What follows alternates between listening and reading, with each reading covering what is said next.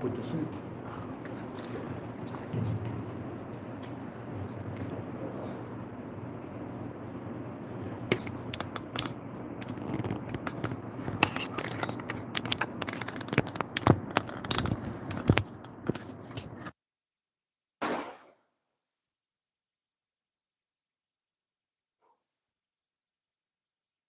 أعوذ بالله من الشيطان الرجيم بسم الله الرحمن الرحيم وبه نستعين والصلاة والسلام على أشرف الأنبياء والمرسلين أبي القاسم محمد وعلى بيته الطيبين الطاهرين المعصومين صلوات اللهم صل على محمد وآل محمد. بسم الله الرحمن الرحيم. والصابرين في البأساء والضراء وحين البأس أولئك هم المتقين.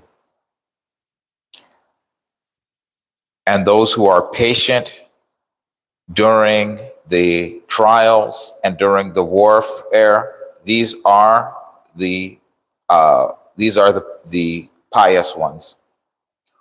وَلَنَبْلُوَنَّكُمْ بِشَيْءٍ مِّنَ الْخَوْفِ وَالْجُوعِ وَنَقْصٍ مِّنَ الْأَمْوَالِ وَأَنفُسِ وَثَمَرَاتِ وَبَشِّرِ الصَّابِرِينَ. And we shall surely try you with something of fear and hunger and lesser numbers and less money and people and fruits, and give good glad tidings to the patient ones. We have another ayat of Quran. Bismillah ar-Rahman ar-Rahim. La yukallifullah nafsan illa ma ataha. Sayaj'alullah ba'da usrihi yusra. And we shall never try a soul except with what we have given it, the ability to handle, and Allah shall give it ease after the hardship. We have another ayah of Quran. Bismillah ar-Rahman ar-Rahim. Alam nashrah laka sadrak wa wada'na anka wizrak alladhi anqadha dhahrak wa rafa'na laka zikrak fa inna ma'al usri yusra inna ma'al usri yusra fa idha faraghta fansab wa ila rabbika farhab. In the name of Allah, the Beneficent, the Merciful. Did we not expand for you your breath and put off from you your burden, which saved your back and exalted your esteem? For surely with difficulty is ease, surely with difficulty is ease. And when you are unburdened, then make an appointment and turn to your Lord. So our subject for today is this concept that we have, that there are going to be certain trials in our lives. So when we are in the West in particular, we have this idea of constantly pursuing ease. Everything is supposed to be fast. Everything is supposed to be at your fingertips. And any sort of struggle, any sort of hardship is somehow a bad thing or a negative thing. And people think that their whole life is going to be this life of ease. And there is, and there is no thought given, there's no attention given to sort of the long term. What happens next? You have even people who sometimes they see some sort of hardship going on in the world, and sometimes they'll use an example like the people of Gaza or the people of this or the people of Sudan or this, that, or the other, these different parts of the world where human beings are struggling, and say this is proof that Allah does not exist, because why is this hardship going on? Forgetting that the bigger goal, the greater goal is that we're trying to look towards what is the end. What about the next life? So when we go through our lives, Allah is already preparing us in the Quran, is that we should be prepared to do sabr, which is that we are going to, when you ask this question of what is sabr, who are the sabirin? The sabr is very interesting that people think of being patient as a sitting and doing nothing, whereas the Quran is kind of describing it as an action. And what's really the difference between some sort of hardship coming about and being patient with it, and a hardship coming about and being impatient with it? Because obviously we would like it, whether we're patient or not patient, in any case, we want it to be over. So if I'm hungry, I'm thirsty, I'm oppressed, I have my right, I want this situation to end as quickly as possible, whether I'm mu'min or I'm not mu'min, whether I'm righteous or not righteous. Everyone is in agreement with that we would like this situation to end as quickly as possible. But what's the difference between a person who has sabr and a person who does not have sabr? What's the difference? Because they're both waiting. They're both trying to do actions to try to to change this situation from a difficulty to an ease. So even if you have somebody, let's say he's in a house that he doesn't like, it's too small for his family, he is unsatisfied, maybe it's dangerous, he's going to try to fix it up, he's going to try to clean it, he's going to try to sell it, he's going to try to look for someplace else to go. Whether he's mu'min or he's fasiq or he's munafiq or he's whatever, Christian, Muslim, whatever, he's going to try to end this situation. What's the difference between a person who is having sabr and a person who's not? The person who has sabr relies only on the means and methods that Allah allows to him. He doesn't just say, anything I do to get out of this situation is halal for me now because I'm in distress. The mu'min person, the muttaqi person, relies only on the means Allah has provided. So this is going to be his effort, asking other Muslims for help, seeking through halal means. Maybe he does business, he does a halal business. He's going to making dua, he has this option. But he also does not accuse Allah during all of this. The person who doesn't have sabr, he now begins to have doubt about God. If everything's going great, he believes. If now as soon as there's trouble, he now has shak. He has doubt. What's going on? How is there God when I stubbed my toe last week and now my toe hurts? He immediately has doubt about everything. He immediately starts going to solutions. Anything that comes to his mind is a solution. Halal, haram, he doesn't care. It's the same. So you see, this is a difference between these people. And we need to, and also this is another key difference. One is that obviously he starts trying to do anything to solve the problem. I don't have enough money to feed my family. Okay, let me open a liquor store. Let me open this. Let me that. Let me steal. Let me whatever, lie, cheat, steal, whatever to solve this problem of now I have food to take care of my family. The moment says, well, these are the means that Allah has given me. I can try this. I can try that. I can try this. All of the halal means. And he won't even look in the direction of the haram. You see that? This is another thing that we said that the person who is struggling has weakened his faith. And none of us say that we're above this. Sometimes the thought flickers through our mind, but inshallah we pull it and get ourselves under control. The person forgets that Allah is controlling everything. This is the biggest one.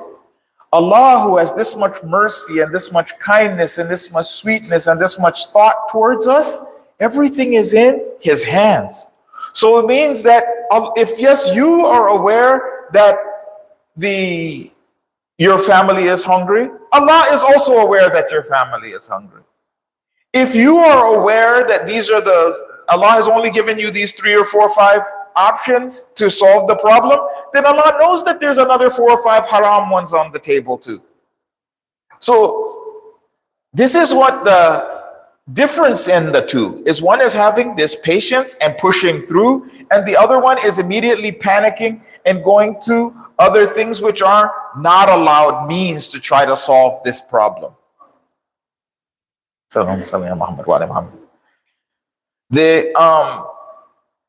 When we also look at the difference between this, is that when we look at these ayah, that Allah is going to try us with these things. Allah knows what our weaknesses are. When we look through the list, Allah says He's going to try us with certain things. One of them is fear. It's very interesting. Allah puts this first. Because in the heart of everything is fear. What's fear? Why do we have fear? We have from Ali ibn Abi Talib,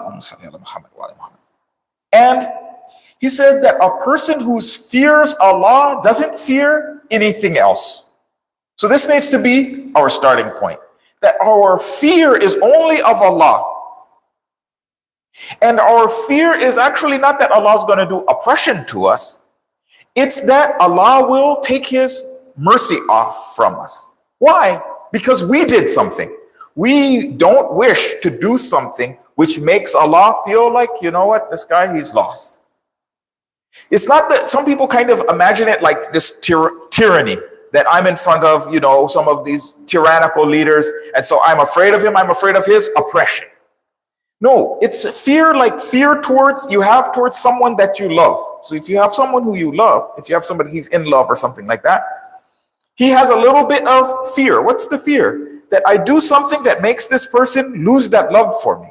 So sometimes you have a household and they say, you know what? People are afraid of the grandma. Why are they afraid of the grandma? She's the least powerful person, as physical strength in the house. Maybe it might not even have money or anything like that. But they say everyone is afraid of grandma. Why is they afraid of grandma? Because grandma is the most loving in the house. And so they fear doing something that I did something so offensive that the grandma said, you know what, I can't love this grandchild anymore. So this is where so our fear towards Allah is that I don't want to do something that Allah's love for me becomes less. So He's turning us now towards Allah. Starts us out with fear. As human beings, as soon as we now have doubt about Allah, now fears creep in. And Allah says that I'm going to try you with fear. Then He starts enumerating what these fears might be. So we are going to, and if you ever notice this tyrannical system, this elite system, the first thing they try to do is create fear amongst the population. That you're going to lose everything. Everything is motivated by fear. If you don't do this, like, you know, in the past, they used to have slavery. If you don't obey, we're going to whip you. When if you actually think about it, most of the great things which were done in history were done out of love. A person, there's like, you know, they have these, you know, they have some of these communities, Amish and things like that. They live out in the mountains and the whole community comes together to build, you know, have farms and stuff. No slavery is needed. So it shows that human beings are actually able to cooperate, each other without harming each other, without doing wrong to each other. We're able to cooperate and do things for the greater good. But tyrants, because they have doubt about Allah, they have a lot of fear. So they're only motivated by fear. If I don't tyrannize these people, if I don't do wrong to these people, if I don't steal everything, then maybe I won't have enough. Why? They don't understand Allah. That Allah can create you and He can create money, He can create all of these things is from Allah. It's limitless. But they have this doubt about Allah, so they have doubt that there's unlimitedness, that Allah can give them anything and everything. So they try to now spread this fear to the people, that make the people become afraid. It's very interesting. The first thing it says is with khawf and ju', that you'll be hungry. You're not going to have enough to eat. That's the first thing they try to do. And you say, oh no, if I don't obey this tyrant, I'm going to starve. If I don't oppress others, I'm going to be oppressed. So this is their first thing that they want to do. They want to spread that fear of hunger. And naqsal amwal, that you won't have enough money to take care of yourself. Oh no, I won't be able to buy anything. I remember one time I was doing some studies in college. And my teacher, he was like a anthropologist or something like that. And he said something that blew my mind. He said, do you realize that poverty is created? I said, what do you mean? I was like, you know, we're poor. He said, if you go to the jungle and you see the people living in the jungle, are any of them poor? And I thought about it. They have these people, they live in the jungle in Africa, or they live in South America, these areas which they haven't built up the cities. Everywhere in the world, they have some areas that are sort of off the grid, as they were. And then I was like, he's like, do they have any money? I said, no. Are any of them poor? I said, no. Why? Because the rizq of Allah is why. Allah, they're in the jungle, they wake up, they don't know if they're going to eat anything. They look around and they see some animal, they catch it and they eat it. They live in the jungle, they look around, they see some fruit, Allah puts a fruit there for them and they eat. So Allah creates plenty, these people create poverty. They say you're not going to have enough money. If you don't do this crime, if you don't be a bad person, if you don't steal, if you don't do this, if you don't oppress, if you don't obey me, I'm going to make you poor. This is what this Fir'aun and these people. This river flows under my feet is very interesting. He was like, this boast was to Musa. He said, this river flows under my feet. These waters are under my control. How did Allah kill him? In the same water. Because that was his boast. The people were like, it's funny, interesting how they just gave up their aql, they gave up their mind to him. Whatever Fir'aun said, they did because of this fear. Oh no, if we don't do anything and everything he says, he's going to cut us off from money and this and that and the other. So he marched into the sea, and these guys could see that this was, that Allah had spread the waters. But they were so afraid, he had gotten so much into their mind, they followed him right into the sea. They say like lemmings, even though they said actually lemmings don't do that. But that's the story, that the one runs over the mountain and then the whole herd of them just follows them blindly over the mountain into the ocean. So if you allow yourself to get trapped with this fear that we don't have enough people, we don't have enough this, we don't have enough food, we don't have enough, everything is on poverty, then Allah can, these people now can lead you astray. And Allah says, it's very interesting, then Allah puts after this, وَبَشَّرِ الصَّابِرِينَ, that the people who can be patient, like what I was saying, they had the ability at the time of the shortage to know that everything is in control of Allah. So when the tyrant says do X, Y, and Z, or else, says no, you, me, everything around us, the trees, the moon, the stars, is all in the hands of Allah. If I don't have enough, Allah also knows that I don't have enough. And Allah can give me. Even if you can create some minimal tyranny with your hands at this point, I know that Allah can end it in the blink of an eye. And sometimes we know that Allah allows a little bit of the tyranny to go forward just to make proof. I think this is what people sometimes don't understand. They say, well, why did Allah allow, Israel to be able to kill XYZ amount of people, or this person to kill that, this person to drop the atomic bomb? Allah has to allow a little bit of these things to go forward just so that there can be freedom of choice. Allah lets this person, if you were given this power, what would you do with it? Oh, I would try to kill everybody in the world. Allah doesn't let them kill everybody in the world. He lets them kill a few people, and then he can forgive them or give them hisab and give them their due justice in the next life. But now this person can't, when he gets pulled before Allah, he can't say, no, I wouldn't have done this, I would have been innocent. So it's very important for us to now have this concept of that Allah is in control of everything, and then this allows us to be what? Patient. Now we have the next part, which is this saying multiple times, which is inna ma'al usri yusra, that surely with difficulty is eased. This word that is used is very interesting in the Arabic. It's ma'a, not ba'da. We always translate it as ba'da, which actually it says in the other, well, ba'da usrihi yusra, which is afterwards. There's a difference between with and afterwards. The difference is that with this oppression, with this hardship is ease. So sometimes there's a benefit even in the hardship. And then also afterwards, there's going to be an ease. So in the hardship is ease, and then after the hardship is ease. Sometimes that tyranny that you're going through, sometimes that hardship that you're going through, sometimes you needed to learn that lesson. You needed to learn that this is what will happen to me if I don't do this. This is what will happen to me if I don't do that.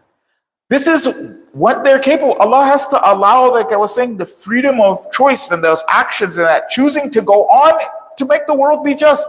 Because they would say, oh, I would have been a good person had I, they would Fir'aun, if Allah just took him and threw him in the fire right away, he would be like, no, I would have been righteous, I would have been good, I would have been mu'min. If Musa came to me and he showed me some signs and some mu'jiz, I would accept. Unless Allah allows him to do the wrong, then now he has proof. No, I allowed you to do it. I gave you free reign and you got arrogant and you did this. One of my friends was saying, is that it's a kind of a Persian saying. He's like, everyone is Pharaoh, but everyone doesn't have Egypt. A lot of us would be tyrannical. So sometimes out of a mercy of Allah, he doesn't give us power because we would be tyrannical with it. We wouldn't know how to handle it. So sometimes as part of the mercy of Allah, he's like, okay, you know what? You're gonna have limited resources so that you can use it properly. If I gave you too much, you wouldn't know what to do. They have a lot of people, they win the lottery and they go crazy and they spend all the money and they completely lose control. Sometimes Allah is wanting us, sometimes the hardship is to make us pray. If Allah didn't give us hardship, we might become arrogant. We may still say our salats, we do this, but we wouldn't, that deep, that sincere prayer to Allah, maybe we wouldn't do that. So sometimes this hardship is the thing to bring us back. If you ever notice that those of us who maybe had you had a child, right? You have a child and the child is just playing. Sometimes somebody will tease the child to make the child pay attention to them. It's a little bit of hardship, but it's to turn the child or get his attention. Sometimes your friend is about to run into the road, right? And you yank him. Maybe it hurts him, but he doesn't run out in front of a bus. So sometimes this hardship itself is the ease. Sometimes the ease is avoiding a difficulty that was even more like with Khidr. The wall is about to fall down and he stops the wall from falling or something like this because the bad would come from this thing that we thought was good. Sometimes it's to make us to return to Allah. It can be different reasons. And so this hardship itself can be an ease. And then also afterwards, after you were patient, becomes the real ease, which you get in the akhirah. That Allah gives you Jannat because you were patient when this trouble came. Because how can you tell a munafiq from a mu'min? Everybody, both of them are like, I said, La ilaha illallah Muhammadur Rasulullah, I'm mu'min. And then the mu'min says, La ilaha illallah Muhammadur Rasulullah, I'm mu'min. And Allah, yes, Allah knows what our intentions are. But the munafiq can argue, no, I would have changed, I would have did this, I would have done that, I would have done it. But once you have a trial and he fails, one of them, I tried him and he continued to do things the right way. He continued to pray, he continued to fast, he only did the halal means to solve the problem. One, as soon as you try him, he immediately runs out the back door, he forgets about his prayers, he immediately turns against Islam and turns against. So Allah makes that difference for us so that we can get that ultimate ease. And so when we're going through trials, we need to never lose faith. أعوذ بالله من الشيطان الرجيم بسم الله الرحمن الرحيم اللهم صل على محمد بسم الله الرحمن الرحيم قل هو الله أحد الله الصمد لم يلد ولم يولد ولم يكن له كفوا أحد صلوات اللهم صل على محمد وآل محمد اللهم صل على محمد وآل محمد اللهم صل على محمد وآل محمد بسم الله الرحمن الرحيم الصلاة والسلام على جميع الأنبياء والصالحين والشهداء والصديقين وعلى سيد العابدين حبيب رب العالمين أبي القاسم محمد وعليه الطيبين الطاهرين المعصومين اللهم صل على محمد وآل محمد وعلى أخيه ووسيه أسد الله الغالب علي بن أبي طالب اللهم صل على محمد وعلى محمد وعلى بنته وبضعته فاطمة الزهراء سيدة النساء العالمين اللهم صل على محمد وعلى حسن والحسين سيدي شباب أهل الجنة وعلى علي بن الحسين ومحمد بن علي وجعفر بن محمد وموسى بن جعفر وعلي بن موسى ومحمد بن علي وعلي بن محمد والحسن بن علي والحجة بن الحسن القائم المنتظر المهدي عجل الله تعالى فرجه الشريف صلوات اللهم صل على محمد وآل محمد. We have another interesting, of course, all of the ayats of Quran are filled with wisdom and truth. And you can never get all of the meaning out of any ayat. Every verse, everything is chosen by Allah very carefully. This is what makes it a living miracle. And we have an ayat which says about the Prophet, talking about the Prophet, وَمَا أَرْسَلْنَاكَ إِلَّا رَحْمَةً لِلْعَالَمِينَ. And we did not send you but as a mercy to the world.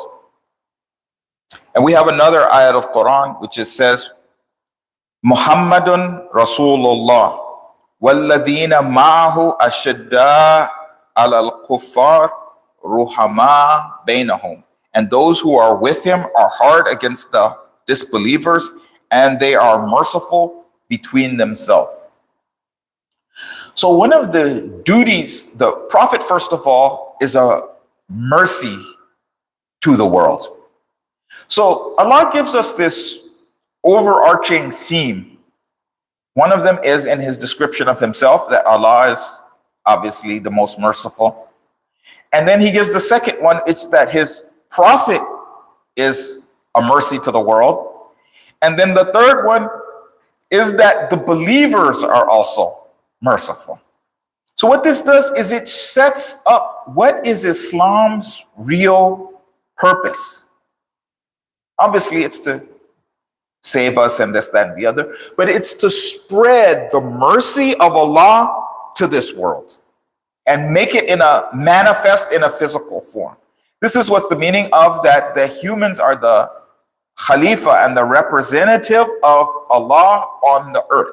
So they're able to act in a way that they spread this mercy to the planet itself. Now, as human beings have free will, they're also able to spread destruction greater than the other creations as well. So it's not that when you give one, you have to give the other. So human beings are capable of wiping out entire species. Human beings are capable of making horrible weapons that can blow up the world and such like. But also, they're capable of doing things which can heal. They can bring species back. They can save species from destruction. They built some of these little, I used to like those shows they had in the past where they would have this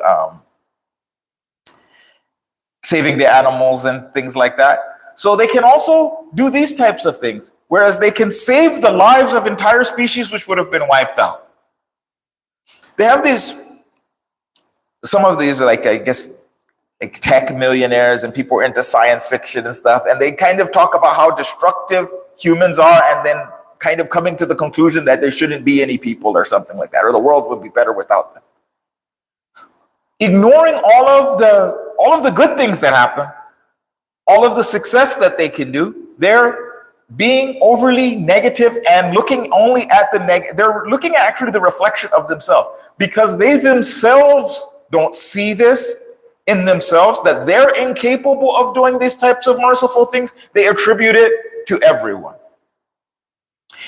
This also gives us the overarching theme of Islam. So when we look at Muslims in the world, and if you're trying to plot your course of action, decide what you're trying to do, wishing for what your country should be like, these should be in the course of causing mercy to the world, not brutality. And also mercy to the communities that they live in. Which brings us kind of to one of the points which I wanted to bring up, which in this country which we're in, we have what's called the Constitution, which obviously is not a perfect document by any stretch. However, it was written by uqala. It was written by people who had some sort of reason. And they, among the things they studied was Islam. These people, they saw how the Muslims were, especially with allowing for the freedom of religion at that time, because at the time when the Constitution was written, people act like nobody knew what Muslims were. Actually, Muslims were the superpower at the time. They're kind of retroactively attributing at the time, Europe was on the rise, but it hadn't happened yet. For them, the real powers in the world, which is the whole reason why they went to the Americas, was because the Turks and the Persians were too powerful for them. So they wanted to do trade with India, and they couldn't go through the Turks and they couldn't go through the Persians, and so they went the other way. They went through the back way around to contact China and things like that. The Muslims were too powerful for them. So they sort of looked at the best from what they had and the best from what Islam had. And one of the things they had was this freedom of thought and freedom of religion, which the Muslims had, which they did not have. So they were like, the most important rights which we need to enshrine in the country, that if we establish a country, is that people have this freedom of religion and that they have this freedom of thought. Because they themselves were coming off of all of these horrible wars where they would kill half the country because they would say, you know what? They'd ask a question. They would say, when Prophet Isa, they said that he died or whatever, right? They say when we do the ceremony and we give the person the cookie and he drinks the wine, does that cookie actually turn into Prophet Isa and the wine actually become his blood, or is it just symbolic? And the guy says, actually, I don't really know. I'm a peasant. I'm a farmer. How would I know what it is? They say, no, you have to answer the question. I'm like, I don't know. Maybe it seems like maybe it's just symbolic. They're like, wrong answer. And they would have a religious war over some question like that. Thousands of people get killed because of whether the cookie is not the cookie, or maybe it does, or maybe it's not, or whatever. This is what they were doing to each other when they came to this country. They said, look, when we come to another country, whenever we establish a country, the first thing we have to do is have to establish that we don't have that. But where did they get an example of you could do that? They got the example was from Islam. Because Islam, we would allow the Christians, they would have Jews there, they would have this there, they would have that there. They wouldn't demand that everybody have one particular set of faith. So this is where they got that concept from. So the reason I bring it up is because now they're trying to talk about that we have in this country, they say we have a Judeo-Christian heritage and Islam doesn't fit in. No, they don't have a Judeo-Christian heritage that Islam doesn't fit in. They're just making something which never was there. They had an example of having freedom of religion and the example of having freedom of thought. Because the Muslim countries, we never had an issue of we have Islam and we have science over here. That if a person, he comes and he says, you know what, the world is round, and then they're like, oh my God, that goes against the Quran, and you kill it. We never had such a thing. We always appreciated rationality and logical discussion and understanding. So because of that, especially which is taught by the Imams alayhim assalam, that from Imam Sadiq, please give salawat, Allahumma salli ala Muhammad wa alayhi. And his students established learning centers like Baghdad and things like that, so that people were able to study with freedom of thought and make all of these different scientific discoveries and advances. So in this, what we're saying is, being Muslims in this country, we're supposed to be upholders of justice, but also givers of mercy to this country, and even helping the country and supporting where there's obviously, that when it coincides, the culture or the constitution or the whatever, the rules coincide with truth, to give support to that is a type of giving mercy and kindness towards the countries that we live in.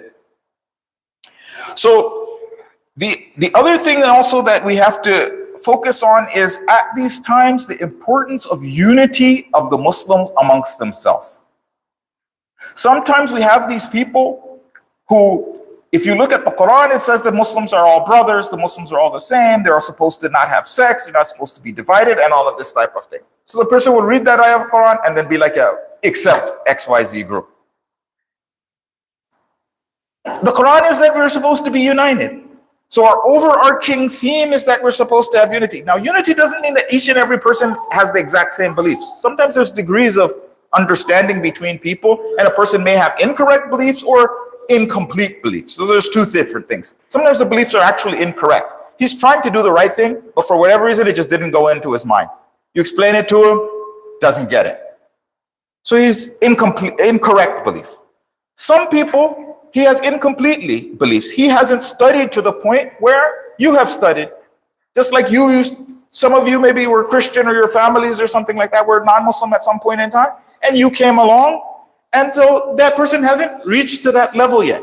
That doesn't mean that you immediately kick the person out and have nothing to do with it. No, he's still my Muslim brother. We help him along the way. Inshallah, he gets, and then also maybe it turns out that I'm the one who has the incorrect belief, and I'm the one who, if I befriend him, try to help him along the way, maybe he'll correct my beliefs, which are wrong, which is something that happened to me in the past. I would have an idea, and sometimes I have it for quite a long time, and I have a brother, we're friends, we talk because we stay in association with each other.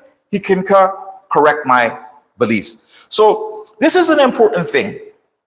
Having that unity with ourselves, not having hatred and divisions amongst ourselves, and then that we should be united, and then also help the other people to be united on the things that we are united on. Rather than that, they have this thing where like you cancel a person for everything. The person one time, they go through your tweets or something. The person one time said something back in, I don't know when they have Twitter at, but they find something from 10 years ago, and oh yeah, we can't have to have nothing to do with him. He said something wrong once. He's canceled forever. In Islam, no, we're forgiving. If I haven't talked to him at all, I don't know, maybe he doesn't even think that anymore. Maybe he thought something wrong. Maybe if I talk to him and I'm friends with him, I can pull him back in. So we need to be a unifying force amongst ourselves, and then also uniting with others on the things which we all agree on. The things which you disagree on, you put aside, and you can always have those as separate discussions, but within the doors of unity. Now, this is not with Ada Allah, a person who's openly enemy of a God. Like his point is not, he didn't get it wrong. He's trying to be enemy of Allah. We're not talking about this sort of exception to the rule. But as a general rule, we say that this is what we're saying. Bismillah ar-Rahman ar-Rahim. Qul huwallahu ahad, Allahu samad, lam yalid wa lam yulad, wa lam yakul lahu kufuwan ahad. Allahumma ajal hayatina hayati Muhammad wa ali Muhammad, wa mamatina mamati Muhammad wa ali Muhammad, wa atina fi dunya ziyarati Muhammad wa ali Muhammad, wa fil akhirah shafaati Muhammad wa ali Muhammad, wa salli ala Muhammad wa ali Muhammad. Allahumma salli ala Muhammad wa ali Muhammad wa ali Muhammad.